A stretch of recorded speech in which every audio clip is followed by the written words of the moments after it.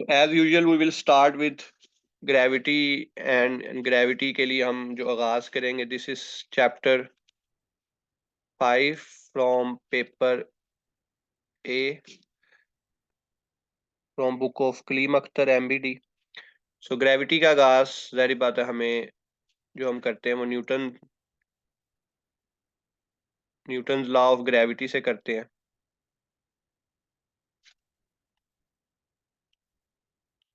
जो कि क्या शो करता है कि F अगर ग्रेविटेशनल फोर्स है तो वो ग्रेविटेशनल कांस्टेंट G के बराबर होगी with product of masses and inversely proportional to the square of the radius. और ये चीज क्या शो करती है कि Newton law of gravitation is part of very famous laws known as inverse square law. अब inverse square law gravitation law पे भी लगता है, कूलम लॉ पे भी लगता है, और भी लॉज हैं जिस पे अप्लाई होता है, तो उनके लिए स्पेशल नेम है इनवर्स स्केयर लॉज, नोट इस्लामियात.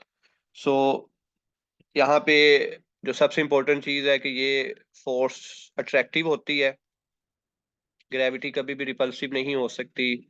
दो ऑब्जेक्ट एक दूसरे को अट्रैक्ट करेंगे. ये जी की वैल्यू जो है ये 6.67 इंटू 10⁻11 न्यूटन मीटर स्क्वायर पर कूलम पर किलोग्राम स्क्वायर है. और जो कैवेंडिश एक्सपेरिमेंट है उसके थ्रू आप इसको प्रूव कर सकते हैं. Again we there is no need to go to that depth, but जैसा आपको ये पता हो कि किस एक्सपेरिमेंट के थ्रू आप ग्रेविटेशनल कांस्टेंट की वैल्यू निकाल सकते हैं, और उसको आप जैसे क्विकली गो थ्रू कर सकते हैं. ऐसा कोई फॉर्मूला या अंडरस्टैंडिंग उसमें नहीं है. ओके इसी फॉर्मूले को हम लें F is equal to G m1 m2 और आर स्क्र, और हम कंसीडर करें एक ऑब्जेक्ट जो कि मूव कर रहा है अर्थ के राउंड, कोई प्लेनेट है या कोई ऑब्जेक्ट है. तो ये मूव क्यों कर रहा है? जाहिर बात है ये अपने वेट की वजह से मूव कर रहा है, कि और तो कोई फोर्स उस पर एक्ट नहीं कर रही. और वो जो मूव करने के लिए जो ग्रेविटी है वो F is equal to G m m/r² से आप मालूम कर सकते हैं. तो this become G is equal to G m/r². So this is the formula for gravitational acceleration. Gravitational acceleration आपको पता है, the acceleration with which a body move under the action of gravity, जिसकी वैल्यू हम राउंड ऑफ करके लेते हैं 9.8 metre पर सेकंड स्क्वायर. तो वो यहाँ से आप जी की वैल्यू, मैस की वैल्यू आपको याद हो 6 × 10⁻24 किलोग्राम. आर इज 6.4 × 10⁻6 मीटर, या आसान अंदाज है याद करने का 6400 किलोमीटर. तो ये वैल्यू दर्ज करेंगे तो यहाँ से आपका जी ग्रेविटेशनल एक्सेलरेशन निकल आएगा. ओके नेक्स्ट क्वेश्चन है कि ग्रेविटेशनल एक्सेलरेशन ऑन मून क्या होगी. सो अगर हम वही फॉर्मूला लिखें, gravitation on earth is G m/r², and gravitation on moon will be G m/r m². तो इन दोनों की रेशियो ले लें, G/G m. G constant cancel हो जाएगा, so we will have me/re² over mm/rm². So इसको आप अगर सिंप्लीफाई करके लिखें तो ये रेशो बन जाएगी. एक रेशो बनेगी मैसिस की me/mm, और एक रेशो बनेगी may be could take a square radius की, और जिसमें मैस रेडियस ऑफ मून ऊपर आएगा रिवर्स होके और ये नीचे आएगा. अब इसमें कुछ अप्रोक्सीमेट वैल्यूज हमें मालूम है, इसी वजह से मैं करवा रहा हूँ ताकि आपको वो अप्रोक्सीमेट वैल्यू का आइडिया हो जाए और वो एमसीक्यूज में पूछी जाए तो आप कर सके. जो अर्थ का मैस मून के मैस से तकरीबन 100 गुना ज्यादा है, यानी मून रफली हमसे 100 गुना मैस में कम है. दैट्स वाई ग्रेविटी भी कम है. लेकिन जब 100 गुना ग्रेविटी नहीं कम, ग्रेविटी हमें पता है 6 गुना कम है. तो वो 6 गुना क्यों कम है वो अभी हम ड्राइव करेंगे. और जो रेडियस ऑफ मून और रेडियस ऑफ अर्थ है वो 4 गुना ज्यादा है. यानी अर्थ का रेडियस मून के रेडियस से तकरीबन 4 गुना ज्यादा। ये मैं इक्विवेलेंट लगा रहा हूँ क्योंकि ये तकरीबन है लेकिन तकरीबन से ये होगा कि हमें एक अच्छा एस्टीमेट मिल जाएगा। सो मैं अगेन रिपीट कर देता हूँ, mass of earth and mass of moon is comparable with a factor of 100 and radius of earth moon and radius of earth is comparable with a factor of 4 with radius of earth to be large। तो ये 16 हो जाएगा और इसको divide करेंगे तो ये 6 आ जाएगा। तो जो आपके पास ग्रेविटी है अर्थ पे, वो मून की ग्रेविटी का 6 गुना है, या मून पे जो ग्रेविटी है वो अर्थ की ग्रेविटी का 6 गुना कम है। तो इसको आप 9.8 को डिवाइड करके 6 पे ये वैल्यू निकाल सकते हैं जो भी है। अब इसमें बड़े सारे क्वेश्चन आएंगे जैसे एक बड़ी फेमस बात है जो की जाती है कि अगर आपका वजन 200 है और आप फैट टेस्ट हैं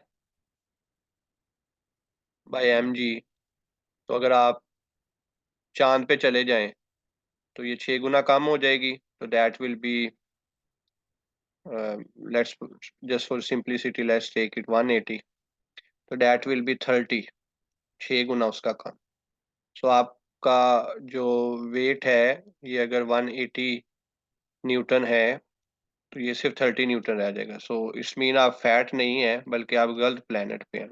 you should go to moon and you will feel light.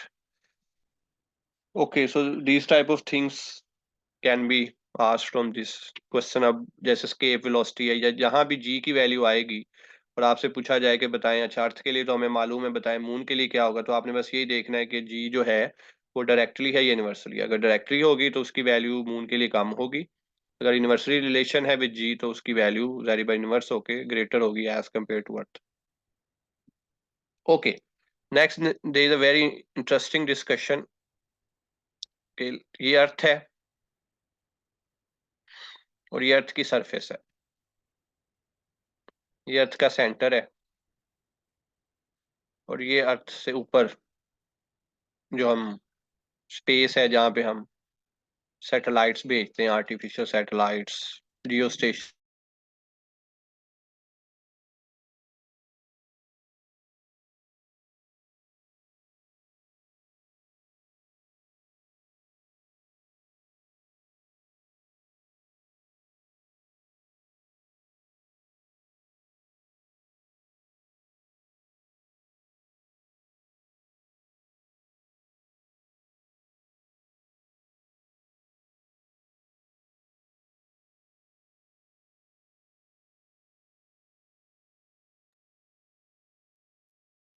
Okay, let me repeat it कि जब आप surface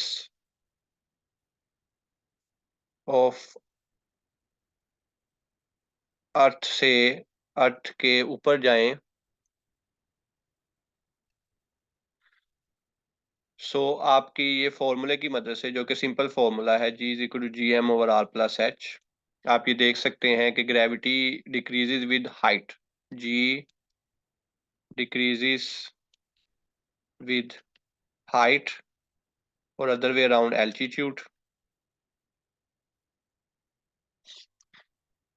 what happens if we go in depth, earth की सरफेस से आप अर्थ के सेंटर की तरफ जाएं तो क्या होगा। फॉर्मूला है g is equal to G M over R, ये तो कुछ नहीं बता रहा, ये तो यही कह रहा है कि आर जिस तरह कम होगा, लेकिन ये R basically R plus H है कि रेडियस से ऊपर है। अब लेकिन हम अंदर जा रहे हैं, तो लिहाजा हमें इस फॉर्मूले को थोड़ा सा चेंज करने की जरूरत है। और वो क्यों करने की जरूरत है, क्योंकि जब आप अर्थ के कोर की तरफ जाते हैं तो मैस कांस्टेंट नहीं रहता, मैस वेरीज।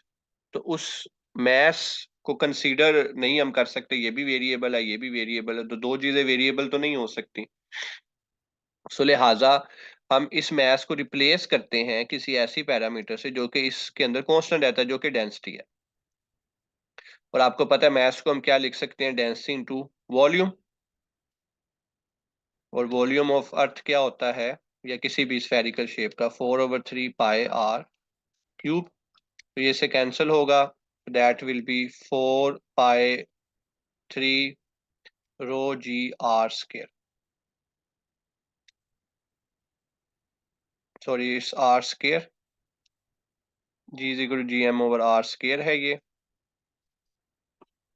यहाँ पे भी आर स्केयर है, तो it varies inverse scalar. So यहाँ पे वो आर स्केयर कैंसिल होगा तो आपके पास पीछे आर बचेगा।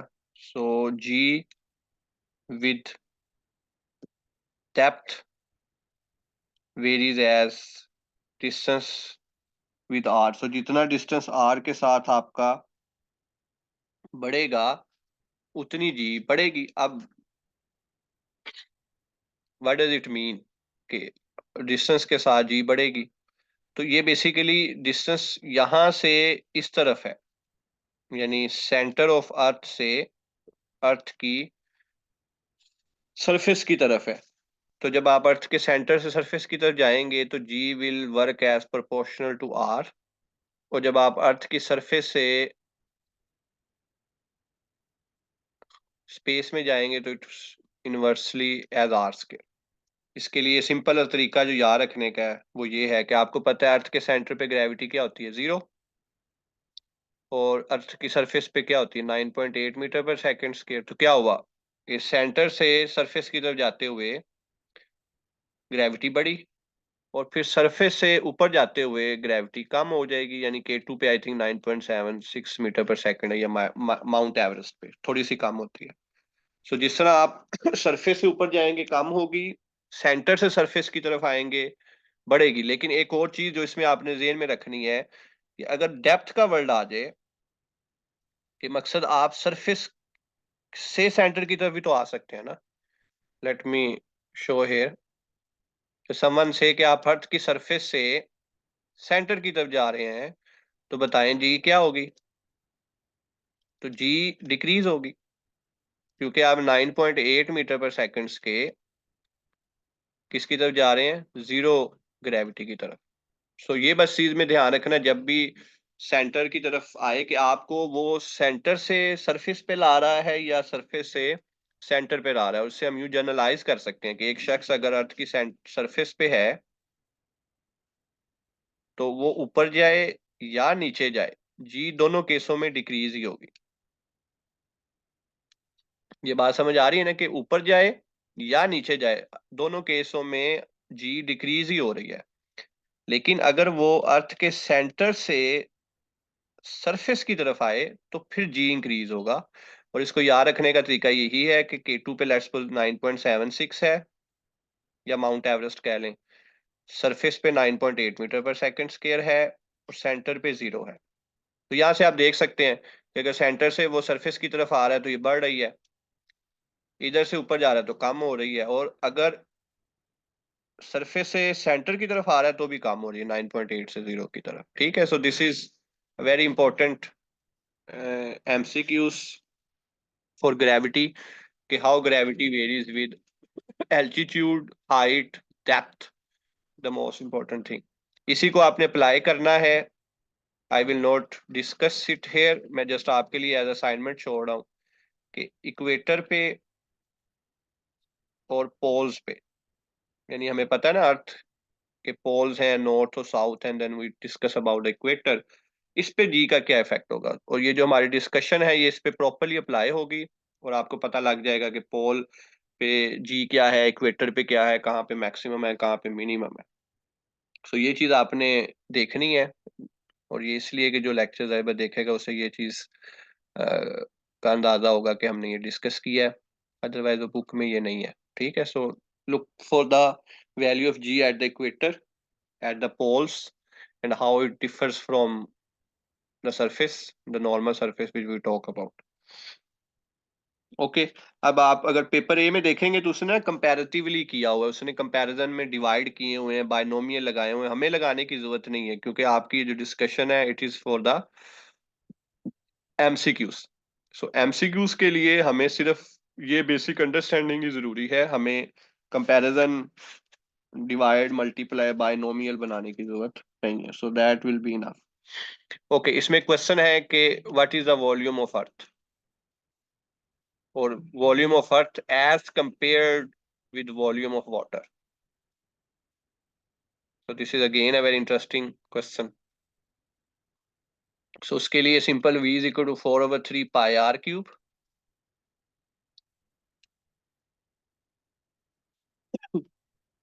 sorry, I'm writing it wrong. Density of Earth and compare it with the density of water. So density क्या होता है? mass per unit volume, और mass हमें पता है अर्थ का है 6 × 10⁻24 किलोग्राम। वॉल्यूम हमें मालूम करना है, तो वॉल्यूम मालूम कर लें 4/3 पाई 6400 किलोमीटर, उसके लिहाज से कन्वर्ट करें, so you will get a volume mass which is 6 into 10 to the power 24 kilogram, divide and you will get the density, and density comes out to be 5.5 into 10 to the power of 3 kilogram per meter cube. So this is the density of earth. अब अगर recall करें कि water की density क्या होती है, तो that is 1000 kilogram पर मीटर क्यूब, और simply 10 to the power of 3 kilogram meter per cube. So density of earth is 5.5 times greater than the density of water. So other than के without calculator आपको या with calculator ये आपको solve करने को मिले, this is an MCQ which can you can keep in mind without solving. Okay, next is basically कैपलर loss. So कैपलर gave 3 loss. Derivation में अगर आप जाएंगे तो जारी बात है, जैसे सीएसएस की क्लास में डेरिवेशन डिस्कस है, आप उसमें देख सकते हैं, लेकिन एमसीक्यूज पॉइंट ऑफ व्यू से हमारे लिए काम आसान है. So first law is also known as law of orbits. Second law is known as law of areas. And third law is known as law of period. और अगर आप अपनी ये कलीम अख्तर की बुक में देखेंगे तो ये पहले ये डिस्कस है, फिर ये डिस्कस है, लॉ ऑफ ऑर्बिट्स लास्ट में डिस्कस है, लेकिन अगर हम उसे तरतीब दें तो ये तरतीब बनती है. So what does Kepler's first law of orbit says? That planets move around the sun in an elliptical orbit, and that elliptical orbit has sun at it one of the foci. Tips में 2 फोसाइज होते हैं, तो सन जो है वो एक foci पे है, और वो जो इलिप्टिकल ऑर्बिट है उसमें प्लैनेट मूव करते हैं. इसकी प्रॉपर डेरिवेशन है, एसेंट्रिसिटी, लैटरस रेक्टम की डिस्कशन है, जिसमें आपको जाने की हरगिज जरूरत नहीं है. आपको डेरिवेशन एमसीक्यूज के लिहाज से देखने की जरूरत नहीं है. What you need is just the understanding of this theorem. The second law is the law of areas, and that is related to this, that in an elliptical orbit with sun at this focus and the planet somewhere here. तो अगर आप एक line के साथ उसे connect करें, अब ये प्लेनेट किसी भी जगह पे हो सकता है, ये अच्छा ये कर सकते हैं कि इलिप्स में 2 पॉइंट्स होते हैं, एक सबसे दूर होता है सन के, जिसे हम एपीहिलियन कहते हैं, और इसे पेरिहिलियन कहते हैं.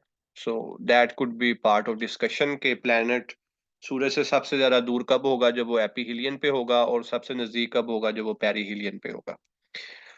और अगर आप एक लाइन बना के उसका एरिया करें with respect to time, so that comes out to be constant.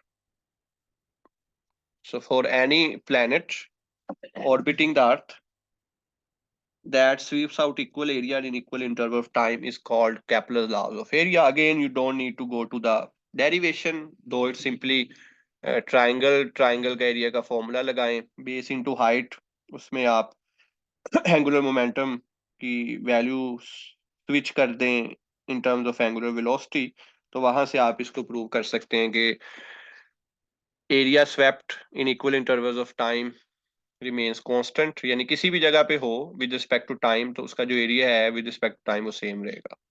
Okay, the third one is the law of period, and this is very important as it is being previously asked, and that is in mathematical form is t square over r cube is equal to constant, or t square is proportional to r cube. What is t? T is the time period of planet. What is r? R is not the radius here. R is the mean distance between planet and sun. These all 3 laws are about planet and sun. Planet, it could be earth, it could be something else. So for any planet, the square of time period of a planet is directly proportional to the cube of the mean distance between the sun and the planet. This is called law of periods, जिसको आप t square over r cube is equal to constant करके भी देख सकते हैं. Again derivation, we don't need to go to that side. तो यहाँ पे आपके पास simple T square over R cube is equal to constant, ये कैपलर्स का थर्ड लॉ है. सो क्योंकि इसमें टाइम पीरियड का जिक्र है इसलिए इसको लॉ ऑफ पीरियड्स कहते हैं. क्योंकि इसमें हम एरिया स्वेप्ट को देख रहे हैं तो इसे लॉ ऑफ एरियाज कहते हैं. और इसमें हम ऑप्टिकल ऑर्बिट की बात कर सॉरी ऑर्बिट की बात करें सो इसे इलिप्टिकल, तो इसलिए इसे लॉ ऑफ ऑर्बिट्स कहते हैं. So that concludes Kepler laws in respect to MCQs. Next is escape velocity. Okay, what is escape velocity? Escape velocity, the velocity required for artificial satellite or for any satellite to escape the gravity of Earth. इससे ज्यादा speed होगी फिर भी अर्थ पे वापस गिर जाएगा, इससे कम स्पीड होगी फिर भी अर्थ पे वापस गिर जाएगा. एक खास स्पीड से ही वो अर्थ की ग्रेविटी को escape करेगा और उसके बाद जो भी उसको ऑर्बिट दिया गया है उस ऑर्बिट में वो जाके ऑर्बिटल स्पीड से मूव करने लग पड़ेगा. Only if it has right escape velocity. So again the derivation में आपने क्या देखना है कि जब एक ऑब्जेक्ट सर्कल में मूव कर रहा है तो वो किसी वेलोसिटी से मूव कर रहा है, तो आपने उसको जो इनपुट वेलोसिटी देनी है known as escape velocity, that is equal to 2gr, where r is the radius of earth और इसकी जो वैल्यू है ये 11.3 किलोमीटर पर सेकंड है. अब इसमें थोड़ी सी हम डिस्कशन कर लेते हैं. आर ई बेसिकली क्या मुराद है, अर्थ का रेडियस, मतलब बिल्कुल आप उसको यहाँ पे भेज रहे हैं. लेकिन अगर आप जियो स्टेशनरी सैटेलाइट्स डिस्कस करें या वैसे डिस्कशन करें तो लाजमी नहीं है कि उसे यहाँ पे हो सकता है उसको यहाँ पे इजाजत मिले कि आपने सैटेलाइट अपना इस पोजीशन पे भेजना है. So that is H. So this R E will be replace by H, जो उसमें एच फैक्टर आएगा जिसकी वजह से उसकी एस्केप स्पीड की वैल्यू चेंज हो जाएगी. लेकिन this is for close orbit. और अगर मैं मून के लिए डिस्कस करूं कि मून के लिए क्या होगी, सो 2gm/m. अब अर्थ मून का रेडियस अर्थ के मुकाबले में 4 गुना कम है क्लोज ऑर्बिट की बात करें. इट इज RE/4 और GM को अगर डिस्कस करें सो दैट इज GE/6. तो कितना फर्क होगा मून का, तो V एस्केप मून और V एस्केप अर्थ, तो 4 6 24 और 24 का अंडर रूट तकरीबन 5, रफली 5 गुना कम होगी स्केप स्पीड मून की. अब FSC में तो ये डिस्कस किया जाता है कि मून की स्केप स्पीड कम होगी, बट कितनी गुना कम होगी ये हमें ये क्वेश्चन आंसर देता है कि अराउंड 5 टाइम्स, रफली 5 times.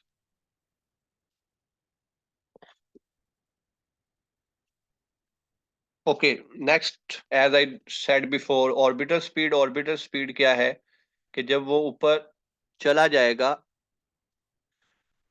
Satellite, it will orbit, जो कि उसका मकसद है, आर्टिफिशियल सैटेलाइट का मकसद है कि वो ऑर्बिट करे. अब ऑर्बिट करेगा तो वो किस वजह से करेगा, सेंटीमीटर फोर्स की वजह से, और सेंटीमीटर फोर्स उसको मिलेगी उसके वेट की वजह से. सो ये उससे कट जाएगा, so that will be v is equal to GR. Escape का क्या था 2gr, यहाँ पे क्या है GR. तो यहाँ से फॉर्मूलाज कई न्यूमेरिकल बन सकते हैं MCQs के. What is the ratio V escape to V naught √2. कौन सी चीज ज्यादा है, एस्केप ज्यादा है कि ऑर्बिटल वेलोसिटी ज्यादा है. Same discussion for the moon. So और इसमें इसकी जो दूसरी फॉर्म है वो हमेशा आप ये यूज कर सकते हैं, G इज इक्वल होता है GM/r². तो आप इसमें ये वैल्यू डाल के GM/r से कट जाएगा तो ये फॉर्म लिख सकते हैं. एस्केप के लिए इसी तरह बन जाएगी 2gm/r. So this is another form जो कि बेस्ड ऑन दिस फॉर्मूला आप कहीं भी डिराइव कर सकते हैं. सो this is bit of discussion about artificial satellite.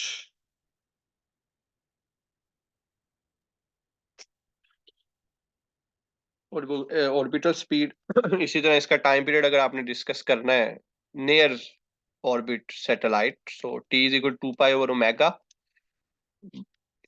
where this comes from 2 pi f and 2 pi t. तो यहाँ से आप टाइम पीरियड निकाल सकते हैं. ओमेगा किसके बराबर होगा? v over r. सो ये बन जाएगा r over v. v is the orbital speed, r is the radius, और as I said before कि it is usually r plus h, क्योंकि आप उसे बिल्कुल अर्थ के रेडियस के ऊपर नहीं ले रहे होते, आप इसे किसी फासले पे भेज रहे होते हैं. लेकिन कंसीडरिंग के टू बी नियर h को 0 ले लें तो आपके पास ये आंसर आएगा 86 मिनट्स अप्रोक्सीमेटली. और जिस तरह आप दूर जाएंगे ये टाइम पीरियड बढ़ता जाएगा. सो दैट्स अनदर एमसीक्यूज कि जिस तरह हाइट बढ़ेगी उस तरह टाइम पीरियड बढ़ जाएगा. मतलब it could be 90 minute, 100 minute, और इनफैक्ट आई कुड आस्क कि इसको हम इतना बढ़ाते हैं कि ये 24 आवर्स आ जाए. किसके लिए? जियो स्टेशनरी सैटेलाइट्स के लिए. जियो स्टेशनरी सैटेलाइट्स आर दो satellites which have their motion synchronised with that of earth. और वो किस तरह होगी कि उसका टाइम पीरियड और अर्थ का time period around its own axis same है. तो वो इसी फॉर्मूले से ही आप देखते हैं कि उसको कितनी हाइट पे भेजना है. उस केस में ये क्वेश्चन नहीं होगा टाइम पीरियड क्या है, उस केस में केस होगा कि टी 24 आवर्स है जिसको आप सेकंड में कन्वर्ट कर लेंगे. वी ऑर्बिटल स्पीड है तो आप एच निकाल लें कि इसको कितनी हाइट पे भेजेंगे कि वो जियो स्टेशनरी सैटेलाइट बन सकता है. Okay, next it's about gravitational potential energy, जो कि हमें पता है कि किसके इक्वल है, U is equal to minus G M over R. Potential हमेशा आर के साथ रिलेट होता है. और माइनस क्यों है? क्योंकि जिस तरह आप अर्थ की सरफेस से ऊपर जाएंगे उस तरह आपकी पोटेंशियल एनर्जी निगेट होती रहेगी. और इसको एक इम्पोर्टेंट रिजल्ट आप डिराइव कर सकते हैं, ये हमने रिसेंटली पढ़ा था कि force is equal to gradient negative of gradient of a potential energy, conservative वाले टॉपिक में. तो इसमें अगर आप दर्ज करें यू की वैल्यू,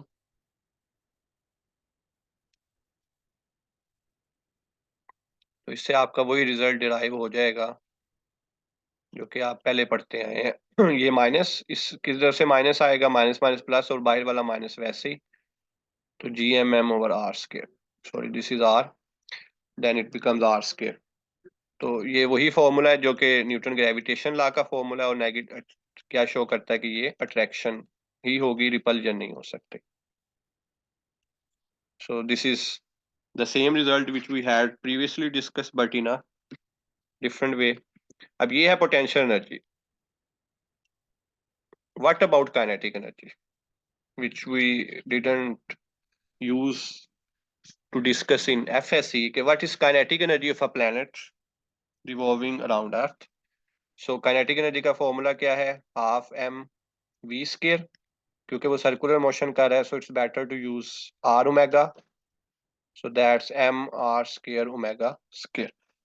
अब हमने सिर्फ इसमें ये आर स्केयर ओमेगा स्केयर की वैल्यू दर्ज करनी है, तो वहां से हम बेसिकली इसको काइनेटिक एनर्जी की वैल्यू निकालेंगे और वो कुछ इस फॉर्म में ही आएगी. जारी बात है, पोटेंशियल एनर्जी आपको पता है मैक्सिमम में potential energy kinetic energy zero, minimum पे रिवर्स हो जाएगी. सो ये आर स्केयर मेगा स्केयर की वैल्यू निकालने के लिए हम क्या करते हैं, सिंपली, या इसको यूं कर सकते हैं कि आपको पता है कि ऑब्जेक्ट मूव कर रहा है तो उसकी सेंटीमीटर फोर्स है. वो सेंटीमीटर फोर्स कहाँ से आ रही है, ये भी हमने डिस्कस किया है. उसके फोर्स ऑफ ग्रेविटी की वजह से. तो ये आर आर से कट गया, ये एम एम से कट गया. हमें आर स्केयर ओमेगा स्केयर चाहिए. और may be we could just put it, maybe we could just simply do it like that. The book has done in a different way, but I don't think we need, क्योंकि हमारा result तो वही है. V square is equal to G M over R. तो ये value आप इसमें दर्ज कर लें. तो half G M M over R. So this is the kinetic energy of a planet revolving around earth. G M M over R, ये क्या है? G M M over R square. तो व्हाट इफ समवन आस्क कि total energy क्या होगी? So we are used to do this type of stuff. So kinetic energy is Gm m over 2r. Potential energy is Gmm over r. तो इसको solve कर लें तो you will get Gmm over 2r. So this is the total energy of a satellite revolving around the earth at any distance r, और जब उसको आप h देखेंगे तो that will be r plus h. So that basically concludes our discussion for this chapter, in which we did some very interesting stuff, starting with simple Newton law of gravity, then gravitational acceleration for Earth as well as for the moon. And the most interesting part of today's lecture, what happened if you go from the center of Earth to the surface of Earth and then the surface of Earth to the space, or a person is standing on the surface of Earth and he wishes to go upside or downside. What happens to the value of gravity? Gravity at the center of Earth is zero. What is the density of Earth as compared to density of water? Only 5.5 times more than that of water, not 1,000 or 10,000 times. Then we look at the Kepler's law, very important with respect to theory in CSS or PMS, but for the here MCQs part, we just need to understand okay, what is law of orbits, elliptical orbits with sun at one foci, law of area with respect to time is a constant, and the law of periods which says square of temperature time period square, and mean distance between the signs, not r radius, is constant, is directly proportional. Escape velocity की discussion की moon के लिहाज से उसे देखा, orbiter velocity और artificial satellite का close orbit artificial satellite का टाइम पीरियड देखा, देन पोटेंशियल एनर्जी जिससे हमने दोबारा फोर्स को देखा, न्यूटन ग्रेविटेशन लॉ को रीड्राइव किया, एंड पोटेंशियल एनर्जी के साथ हम काइनेटिक एनर्जी और टोटल एनर्जी पढ़ने के भी आती हैं, सो वो भी हमने किया जो कि पहले हम एफएससी में इस तरह की चीज नहीं पढ़ते, so this will be interesting and new thing.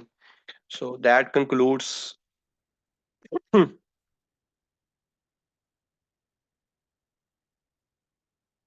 our lecture for today's MCQs discussion on Chapter 5 Gravitation from Paper A, Kaleem Akhtar,